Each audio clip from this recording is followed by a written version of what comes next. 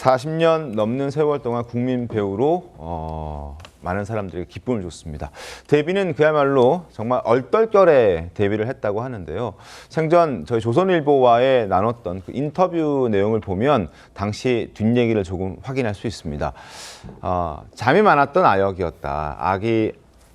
아역 배우였다라고 얘기를 하면서 아버지가 김기영 감독과 친구였고 황홀열차, 데뷔한 황혼열차 당시 급하게 아역 배우가 필요해서 나를 데려다 쓴 것이다. 그리고 잠이 참 많았는데 레디 고 하면 연기하기는커녕 고개가 푹 떨어지는 졸음을 참지 못했던 그런 아역 배우를 시작했다. 이런 얘기가 들렸습니다.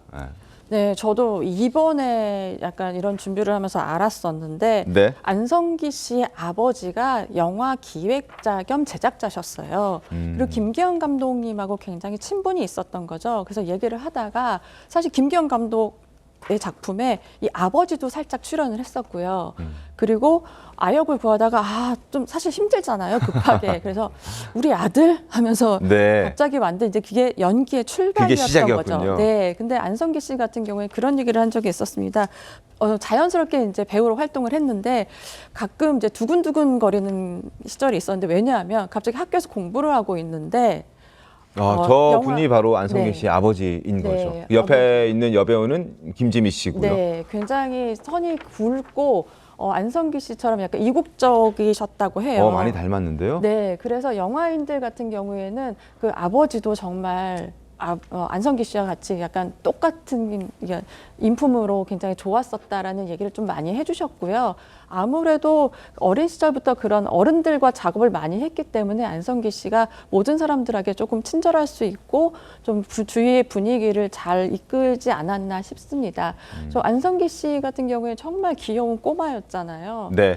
안성기 씨도 이제 저 시절에 이제 본격적으로 연기를 하면서부터 학교에 갑자기 이제 영화 스텝 아저씨가 찾아오는 거예요. 너 지금 가야 된다.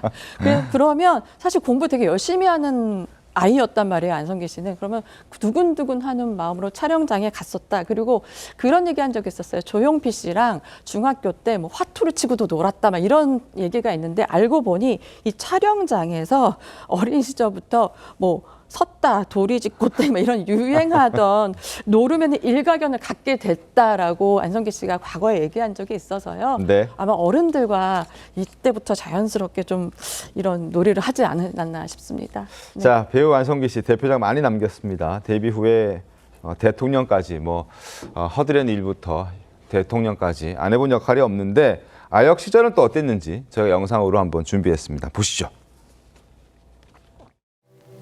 그럼 나중에 꼭 오지? 엄마 기차 타고 꼭 와야 해. 응? 가고 말고. 넌 아버지 말 잘 듣고. 엄마 우리 아버지 어떻게 생겼어? 나 먼저 가 있을 테야. 엄마도 꼭 와야 해. 응. 가고 말고. 아버지 나도.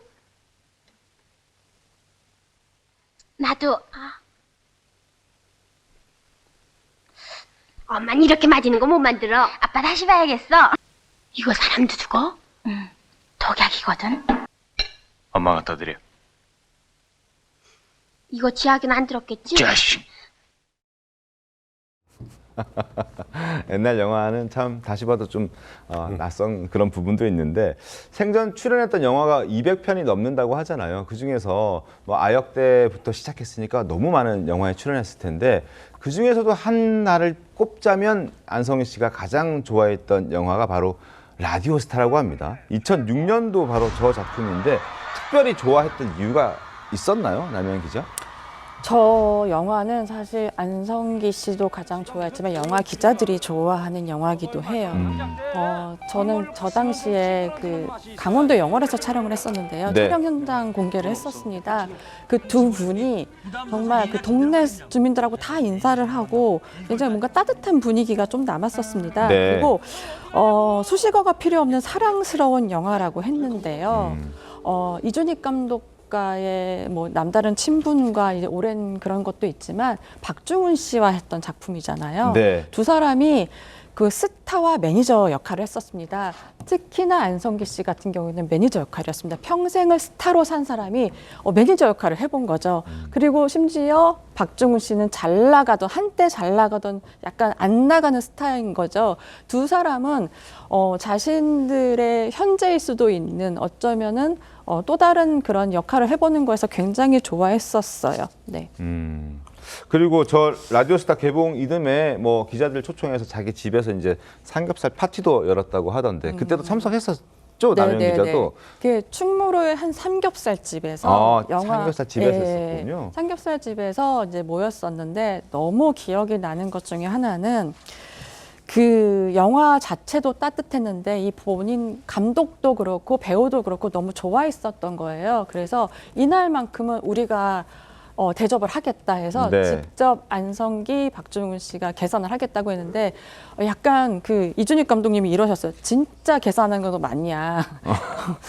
난 정말 오늘 원 없이 먹겠다 막 이런 말도 하셨고 네. 제일 마음이 따뜻했던 부분은 그 영화에 보면 비와 당신의 이야기라는 그 노래가 나와요. 근데 네. 박중훈 씨가 그 근처에서 그 기타를 가지고 오셨어요. 그러면서 기타를 치고 우리 모두가 노래를 부른 거였어요. 굉장히 따뜻했던 순간이었고 그리고 그 당시에 제작자가 정승혜 대표라고 제작자가 있었는데 그분이 또 그 당시 암투병 중이었습니다.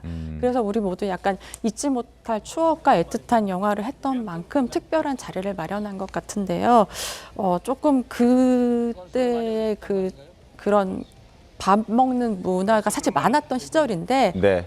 아직 그때 그 기자들은 가장 많이 인상 깊게 남았던 그 식사 자리도 네. 기억하고 네네. 있는군요.